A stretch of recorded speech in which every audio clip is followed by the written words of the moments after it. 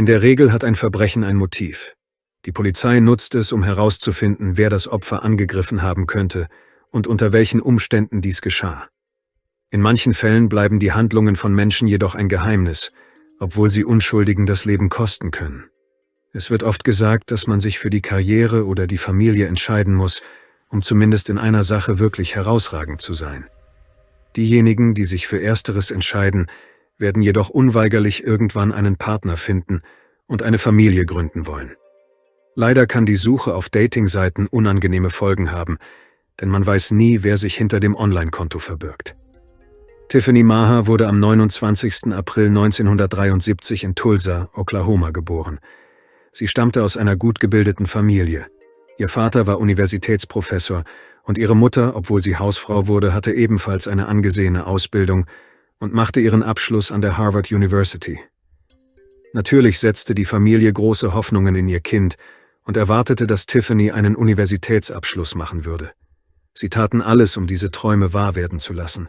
Sie hatte einen hohen IQ und alle Voraussetzungen für ihren Erfolg waren von Anfang an gegeben. In der Familie herrschte eine ruhige, liebevolle Atmosphäre. Der Bildung wurde viel Aufmerksamkeit gewidmet und das trug fast sofort Früchte. Von Anfang an war Tiffany vom Glück begleitet. Sie schloss die Schule erfolgreich ab, begann ihr Studium und konnte die Hoffnungen ihrer Eltern erfüllen. Natürlich konnte dies nicht ohne Auswirkungen auf ihr tägliches Leben bleiben. Tiffany verbrachte viel Zeit mit dem Lernen und war etwas zurückgezogen, obwohl sie mit jedem Menschen auskommen konnte. Wenn man sie jedoch näher kennenlernte, offenbarte sie ihre besten Eigenschaften: Kontaktfreudigkeit, Sinn für Humor, Intelligenz und natürlichen Charme. Tiffany suchte keine romantischen Beziehungen, da sie sich auf ihr Studium konzentrierte. Sie liebte ihr Studium und schien dank ihrer Intelligenz Berge versetzen zu können. Daher beschloss sie, die Suche nach einem Seelenverwandten auf bessere Zeiten zu verschieben. Tiffany war eine 40-jährige Frau von herausragender Intelligenz und Bildung, blieb aber Single und lebte in ihrer Wohnung in der Kleinstadt Tahlequah, Oklahoma, USA. Sie fand es schwierig, einen Seelenverwandten zu finden, obwohl sie sehr darauf bedacht war, ihr Glück zu finden. Tiffany hatte schon immer Haustiere geliebt. Ihre Freunde schenkten ihr 2 Katzen und scherzten, dass die Haustiere ihre zuverlässigen Begleiter sein würden, da sich die Hochzeit ihrer Freundin verzögert hatte. Die Haustiere leisteten ihnen gute Gesellschaft. Die Frau liebte ihre Katzen sehr, behandelte sie wie ihre Kinder und schenkte ihnen ihre ganze Liebe. Offensichtlich erhellten sie ihre Einsamkeit. Die Liebe beruhte auf Gegenseitigkeit. Dennoch träumte sie von mehr. Während dieser Zeit arbeitete Tiffany als Assistenzprofessorin im Fachbereich Chemie an der Northeastern State University. Kollegen und Studenten kannten sie als aufgeschlossene und freundliche Person, die leicht mit jedem ins Gespräch kam. Ihre Vorlesungen zeichneten sich durch ihren informativen Charakter und ihre Fähigkeit aus, die Zuhörer zu interessieren. Sie lockerte den Stoff mit Witzen auf, und ihre Vorlesungen waren nie langweilig. Alle Menschen in ihrem unmittelbaren Umfeld bewunderten die fröhliche Tiffany. Neben der Arbeit häkelte Tiffany, sang Karaoke und verbrachte gerne Zeit mit Freunden. Lange Zeit machte ihr die Einsamkeit nichts aus. Sie arbeitete hart, erreichte eine hohe Position an der Universität und war sich sicher, dass dies sie glücklich machte und es ihr ermöglichte, sich in die von ihr gewählte Richtung zu entwickeln. Als sie älter wurde, änderten sich jedoch ihre Prioritäten. Sie wurde sentimentaler und träumte davon, einen Mann zu treffen, der sie in schwierigen Momenten unterstützen konnte. In der Hoffnung, die Liebe zu finden, erstellte Tiffany ein Profil auf einer Dating-Website, in der Hoffnung, dort den Menschen zu finden, von dem sie insgeheim immer geträumt hatte. Am 31. Mai 2013 erhielt ihre beste Freundin Sarah plötzlich eine SMS von einem Mitarbeiter der Universität, an der Tiffany arbeitete. Die Frau sollte eine Vorlesung halten, aber Tiffany erschien nicht, was für eine so verantwortungsbewusste Person völlig untypisch war. Vor diesem Vorfall war sie nicht ein einziges Mal zu spät gekommen, geschweige denn eine Vorlesung versäumt. Trotz aller Lebensumstände erschien Tiffany immer rechtzeitig und bereitete sich gründlich vor. Ein solches Verhalten erschien nicht nur seltsam, sondern sogar ein wenig beängstigend. Als der Leiter der Bildungseinrichtung mit den übrigen Lehrbeauftragten sprach, stellte sich heraus, dass Tiffany seit mehreren Tagen nicht mehr in der Abteilung erschienen war. All das wirkte sehr verdächtig und sorgte für große Aufregung. Sarah war sehr besorgt um ihre Freundin. Da es ihr freier Tag war, beschloss die Frau nachzusehen, was passiert war. Sie hatte Tiffany mehrere Tage lang nicht erreichen können. Sie ignorierte ihre Anrufe und ihre Textnachrichten in Messenger blieben ungelesen. Sarah ahnte, dass etwas Schlimmes passiert war, aber sie versuchte, die beunruhigenden Gedanken zu verdrängen. Als Sarah am Haus ihrer Freundin ankam, bemerkte sie sofort, dass eines der Fenster im 2. Stock eine Schwärze aufwies, die wie Ruß aussah. Tiffany's Auto stand nicht in der Einfahrt, obwohl es immer dort geparkt war, wenn sie zu Hause war. Sarah bemerkte, dass das kleine Fenster, das Tiffany immer offen ließ, damit ihre Katzen frei nach draußen gehen und ins Haus zurückkehren konnten, geschlossen war. Als Sarah zu diesem Fenster ging und hineinschaute, sah sie eine von Tiffany's Lieblingskatzen auf dem Boden liegen, ohne ein Lebenszeichen. Es schien, als sei das Tier gestorben. Die Umstände wurden immer beängstigender, sodass Sarah beschloss, den Notdienst zu verständigen. Sie ging nicht ins Haus, sondern rief sofort die Notrufzentrale an und schilderte alle Merkwürdigkeiten, die ihr aufgefallen waren. Als die Polizei auf den Anruf hin eintraf, konnten sie problemlos ins Haus gelangen, da die Tür nicht verschlossen war. Drinnen erwartete sie ein unheimlicher Anblick. Es wurden gleich mehrere Brände entdeckt, die entweder von selbst erloschen oder sich nicht entzündet hatten. In einigen Räumen brannte es jedoch sehr stark, zum Beispiel im Schlafzimmer, wo die Leiche der Hausbesitzerin gefunden wurde. Die Frau lag auf ihrem Bett und gab kein Lebenszeichen von sich. Ihr Körper war entstellt, ihre Hände und Füße waren zusammengebunden und ihre Füße waren am stärksten verbrannt, da sie sich näher am Brandherd befanden. Auf den ersten Blick sah es so aus, als sei sie erstickt worden, da ihr Kopf mit einem Kissen bezog und ihr Körper mit einer Decke bedeckt war. Überraschenderweise wurden an Tiffany's Körper außer ihren verbrannten Füßen keine Verletzungen festgestellt.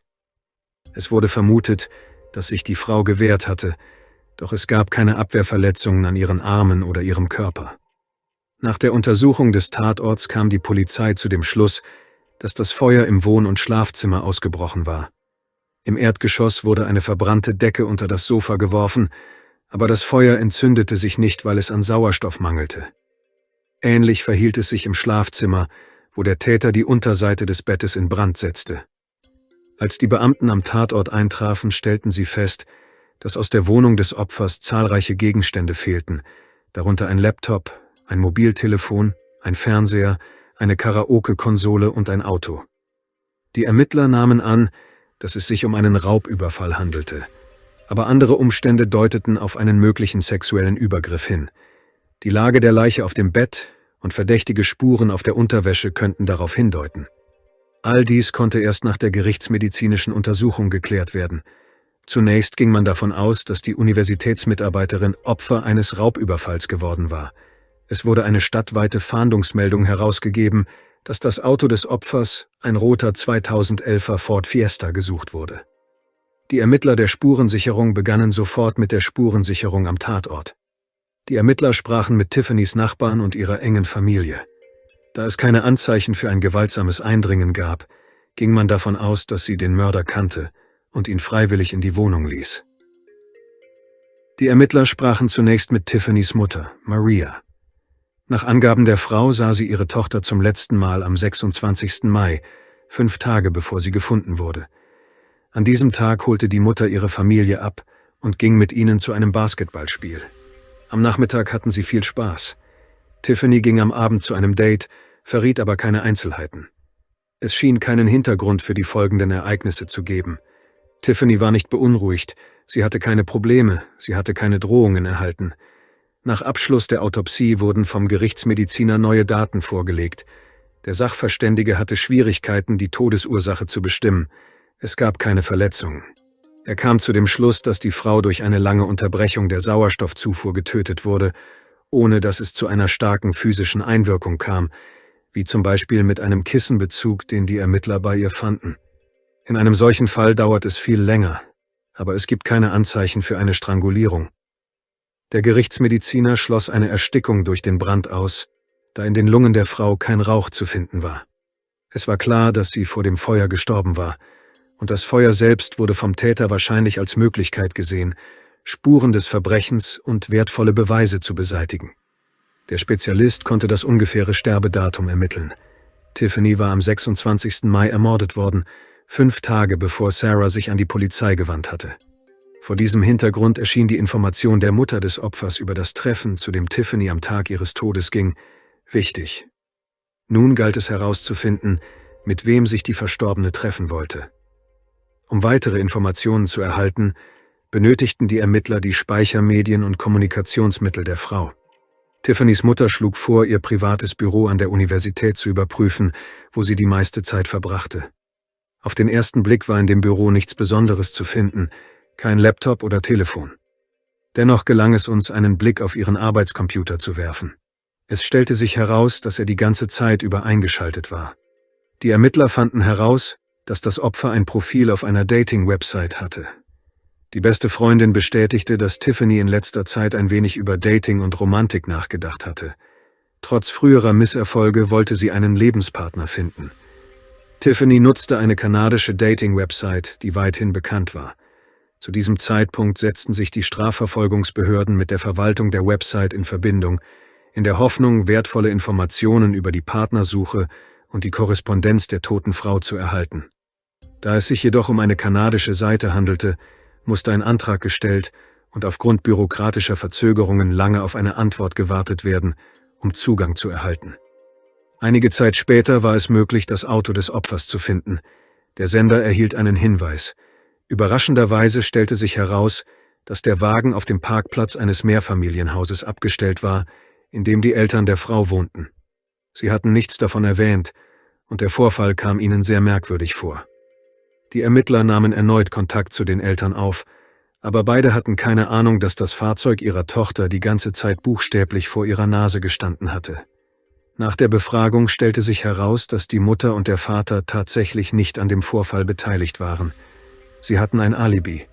Es wurde klar, dass das gestohlene Auto vom Täter absichtlich dort abgestellt sein könnte, um die Spuren zu verwischen und die Familie der ermordeten Frau zu belasten. In jedem Fall wurde beschlossen, das Auto zu beschlagnahmen und zur Untersuchung zu schicken. Forensische Experten untersuchten es. Die Experten versuchten, Hinweise auf den möglichen Täter zu finden. Es gelang ihnen, Fingerabdrücke auf dem Lenkrad und andere DNA-Proben zu finden, die eindeutig nicht von dem Opfer stammten. Die Ermittler fanden eine Mautvignette, die einen klebrigen Rückstand auf der Windschutzscheibe hinterließ. Die Vignette war ursprünglich angebracht, wurde aber nach dem Verschwinden des Fahrzeugs entfernt. Die Ermittler fanden sie im Handschuhfach. Dies trug zur Klärung des Zeitrahmens bei. Die Beamten entdeckten, dass die Plakette am 26. Mai 2013 um 11 Uhr morgens erworben wurde. Die Ermittler gehen davon aus, dass der Aufkleber bereits an diesem Abend entfernt worden war, vermutlich vom Täter. Dies bedeutet, dass Tiffany zu diesem Zeitpunkt nicht mehr am Leben war. Schließlich meldete sich die Verwaltung der kanadischen Dating-Website.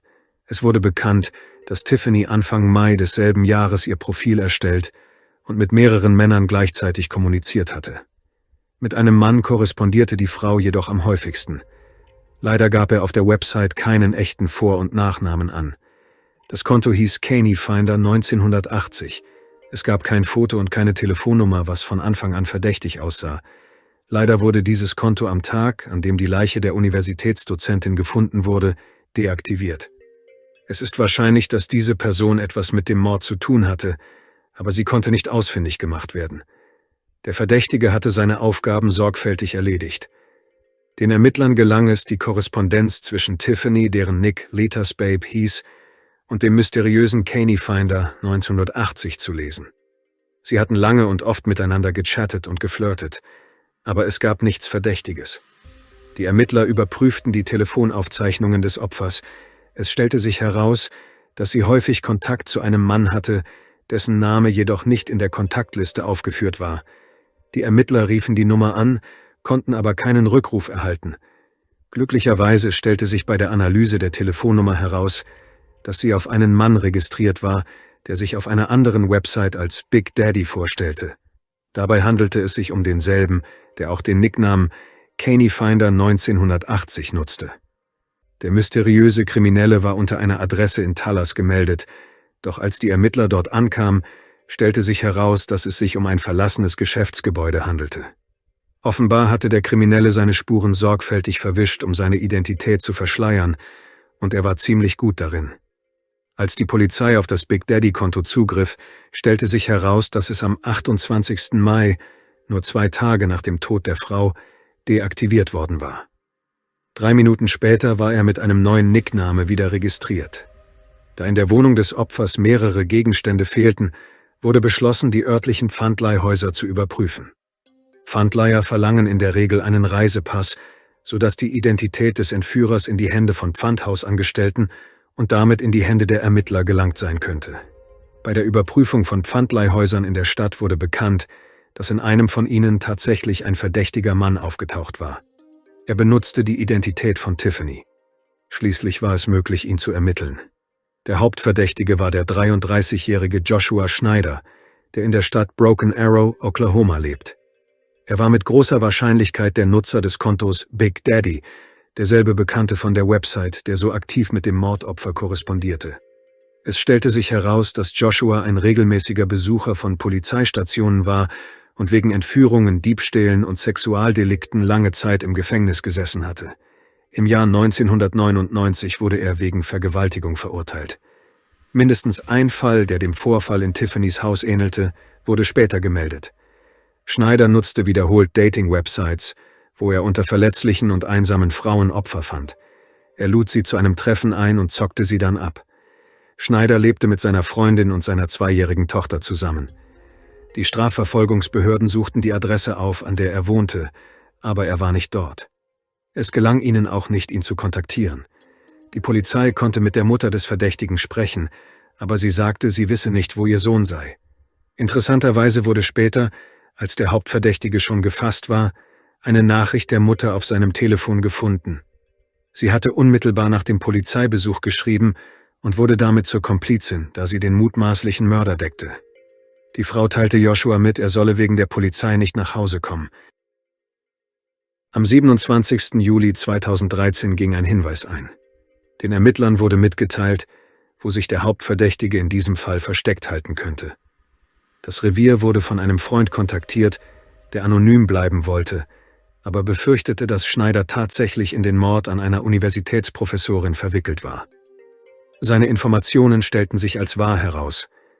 Mehrere Teams begaben sich an den Ort, um ihn festzunehmen. Dies löste eine Verfolgungsjagd aus. Zu diesem Zeitpunkt befanden sich im Auto des Täters seine Freundin Heather und ein 2-jähriges Kind. Sie folgten ihm in ein Waldgebiet in der Nähe von Tulsa. Hier verließ der Fahrer das Fahrzeug und floh zu Fuß weiter, wobei er die anderen Insassen zurückließ. Joshua wurde erst 10 Tage später festgenommen. Tiffany's Handy wurde im Rucksack des Mannes gefunden, aber auch nach seiner Verhaftung beteuerte er weiterhin, er wisse nicht, von wem die Rede war. Trotzdem stellte sich ziemlich schnell heraus, dass der Mann im Besitz des Laptops der Frau und einiger anderer gestohlener Gegenstände war. Das alles befand sich in dem Haus, in dem Joshua mit seiner Frau lebte. Dies legte nahe, dass Heather seine Komplizin war. Sie wurde ebenfalls verhaftet und das Kind wurde in Obhut genommen. Joshuas DNA wurde auf Tiffany's Bettwäsche und auf dem Lenkrad ihres Autos gefunden. Es bestand nun kein Zweifel mehr, dass er der Täter war. Nach all dem wurden der wahrscheinliche Täter und seine Mutter, Karen Griffith, auf die Polizeiwache gebracht. Es war offensichtlich, dass sie versuchte, ihren Sohn zu warnen und ihm bei der Flucht vor den Polizeibeamten zu helfen. Möglicherweise hatte sie auch eine aktivere Rolle bei dem Verbrechen. Alle Spekulationen mussten überprüft werden. Anfangs gab die Frau an, dass sie nicht verstand, worum es ging. Je mehr sie jedoch erkannte, dass die Polizei einen hinreichenden Grund hatte, sie zu verhaften, desto nervöser wurde sie. Sie gab schließlich zu, ihren Sohn nach dem Eintreffen der Ermittler gewarnt zu haben, stritt aber alle anderen Vorwürfe ab. Im Juli 2013 wurde der 33-jährige Mann des Mordes an Tiffany, der Vergewaltigung, des Raubes und des Versuchs, die Ermittlungen zu behindern, angeklagt. Seine Freundin Heather erklärte sich bereit, bei den Ermittlungen mitzuwirken und wurde von allen Vorwürfen freigesprochen. Sie erschien zur Anhörung gegen Joshua und gab an, dass ihr Freund ihr den Mord an Tiffany gestanden und versucht hatte, der Polizei zu entkommen, wobei sie ihr Leben und das ihrer Tochter riskierte. Unter dem Druck der unbestrittenen Beweise begann Joshua auszusagen. Er behauptete, die Online-Beziehung habe mit einem lockeren Flirt begonnen, aber er und Tiffany wollten sich an jenem verhängnisvollen Tag im wirklichen Leben treffen. Ihr Treffen sei turbulent verlaufen. Erst hatten sie Sex, Dann unterhielten sie sich nur noch. Als der Mann plötzlich gestand, dass er mit seiner Freundin und seinem Kind zusammenlebte, wurde Tiffany angeblich wütend. Die Frau begann damit zu drohen, ihn vor Heather bloßzustellen. Es kam zu einem Streit zwischen den beiden, der in einer Schlägerei eskalierte. Laut Joshua versuchte er, sich gegen Tiffany's Schläge zu wehren, wehrte sich mit einem Block, konnte aber seine Kraft nicht einschätzen, sodass die Frau zu Boden ging und das Bewusstsein verlor. Seiner Version zufolge kam es danach aus irgendeinem Grund zu einem Brand, dessen Ursache er nicht kennt. Der Mann behauptete, dass Tiffany noch am Leben war, als er den Tatort verließ. Die Staatsanwaltschaft glaubte jedoch, dass seine Geschichte eine Lüge war. Die Geschichte klang völlig unplausibel. Im Jahr 2015 gelang es den Ermittlern, die Ereignisse zu rekonstruieren und die Taktik der Staatsanwaltschaft festzulegen. Am Nachmittag des 26. Mai ging Tiffany mit ihren Eltern zu einem Basketballspiel. Danach wollte sie sich mit Joshua treffen. Am Abend holte die Frau ihn mit ihrem Fahrzeug ab und sie fuhren zu ihrem Haus. Dort fesselte der Mann sie, vergewaltigte sie und erwürgte sie dann. Der Inhaftierte bestritt, Tiffany vergewaltigt zu haben und beharrte darauf, dass dies einvernehmlich geschehen sei. Experten waren jedoch anderer Meinung. Irgendetwas trieb den Täter jedoch dazu, die Frau zu töten. Dann raubte er sie aus und versuchte anschließend, das Haus mit allen Beweisen zu verbrennen. Glücklicherweise verließ der Täter das Haus, bevor er merkte, dass die Brandstiftung fehlgeschlagen und sein Plan gescheitert war. Das Feuer wurde im Schlafzimmer des Opfers gelegt. Ein weiteres Feuer wurde im Wohnzimmer entdeckt, aber es war ebenfalls erfolglos. Der erste Brand entstellte die Leiche. Schneider gelang es, einen Schaden zu verursachen, was die Arbeit der Spurensicherung erschwerte. Joshua entkam, stahl Tiffany's Auto und stellte es vor dem Wohnkomplex ihrer Eltern ab, in der Hoffnung, die Ermittlungen zu verwirren. Die Ermittler konnten herausfinden, dass der Täter einige der gestohlenen Gegenstände an Pfandhäuser verkauft hatte. Ein Teil davon wurde von der Familie des Opfers wiedergefunden. Das Gericht bestellte Joshua einen Anwalt, der darum bat, dem Angeklagten nicht die höchstmögliche Strafe aufzuerlegen, da er sein erstes Verbrechen im Alter von 18 Jahren begangen habe. Es handle sich um einen unreifen Menschen, der unter schlechten Einfluss geraten sei. Außerdem glaubte der Verteidiger, dass der Angeklagte als Kind von seinem Vater missbraucht worden war. Das klang natürlich angesichts der Brutalität des Massakers nicht überzeugend. So etwas war einfach nicht zu rechtfertigen. Der Täter versuchte offensichtlich, seine Spuren zu verwischen und sich der Polizei zu entziehen, und er war sehr gefährlich. Er zeigte auch keinerlei Reue. Der gesamte Prozess blieb gleichgültig. Vor diesem Hintergrund befanden die Geschworenen Joshua für schuldig im Sinne der Anklage. Er erhielt eine lebenslange Haftstrafe ohne Bewährung wegen Mordes und 2 lebenslange Haftstrafen wegen Brandstiftung und Diebstahls. Alle diese Strafen muss er nacheinander verbüßen. Die Staatsanwaltschaft informierte die Geschworenen über Schneiders frühere Verurteilungen und sogar über einen weiteren Mord, den der Angeklagte begangen hatte. Er hatte sich über das Internet mit einer Frau namens Martha angefreundet, die später tot in ihrer eigenen Wohnung aufgefunden wurde. Damals konnte der Täter nicht ausfindig gemacht werden. Eine ähnliche Handschrift deutete nun jedoch darauf hin, dass auch Joshua in das Massaker verwickelt war. Der Täter beharrte weiterhin auf seiner Unschuld. Der Verteidiger versuchte, gegen das Urteil Berufung einzulegen und argumentierte, dass die bei der 8-tägigen Anhörung vorgelegten Beweise nicht ausreichten, um ihn zu 3-mal lebenslänglich zu verurteilen, und dass die Nichtbewährung des Mörders als außergewöhnliche Maßnahme betrachtet wurde. Der Verteidiger bezweifelte die Kompetenz der Ermittlungen, wies auf mögliche Fehler bei den Ermittlungen hin und beharrte darauf, dass Tiffany's Tod die Folge eines Unfalls oder eines Totschlags gewesen sein könnte, da sie Joshua freiwillig in ihr Haus eingeladen habe. Der Verteidiger beantragte eine Wiederaufnahme des Verfahrens, da er der Meinung war, dass der Angeklagte dadurch das Recht auf ein faires Verfahren erhalten würde. Er argumentierte weiter, dass Schneiders verfassungsmäßige Rechte verletzt worden seien und die Ermittlungen alles getan hätten, um die erste Person, die sie erwischt hätten, anzuklagen. Die Vorgeschichte des Angeklagten mit Gewaltverbrechen mache ihn zu einem idealen Ziel, so der Verteidiger. Das neue Verfahren sollte einige Ungerechtigkeiten berichtigen. Der Verteidiger war der Ansicht, dass den Geschworenen nicht alle bei den Ermittlungen gefundenen Beweise vorgelegt worden waren. Der Verteidiger verwies sogar auf eine andere Verdächtige, Heather, die immer noch Joshuas Freundin war. Nach Ansicht des Verteidigers wusste sie von der Untreue ihres Freundes, was für sie ein starkes Argument für Rache war. Dennoch gelang es ihr, ihre Unschuld zu beweisen. Am Ende des zweiten Prozesses wurde beschlossen, Joshua in Untersuchungshaft zu behalten. Der Mörder ist immer noch in der Davis Correctional Institution in Holdenville, Oklahoma, inhaftiert. Trotz alledem kämpfte der Anwalt weiter. Er versuchte nun auf Mitleid zu drängen, indem er behauptete, der Angeklagte habe ein 2-jähriges Kind zurückgelassen, das bald verwaist sein würde. Der Verteidiger argumentierte, dass Schneider eine solche Straftat nicht begangen haben könne, weil er seinen Sohn liebe und nicht die Möglichkeit verlieren wolle, ihn aufzuziehen.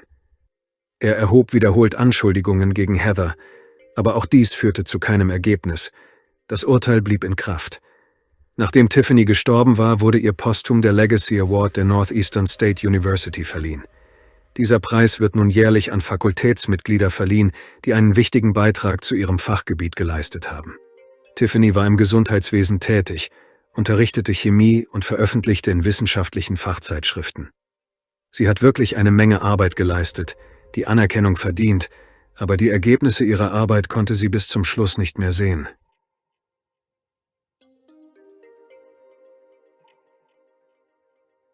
Danke fürs Zuschauen und passen Sie auf sich auf.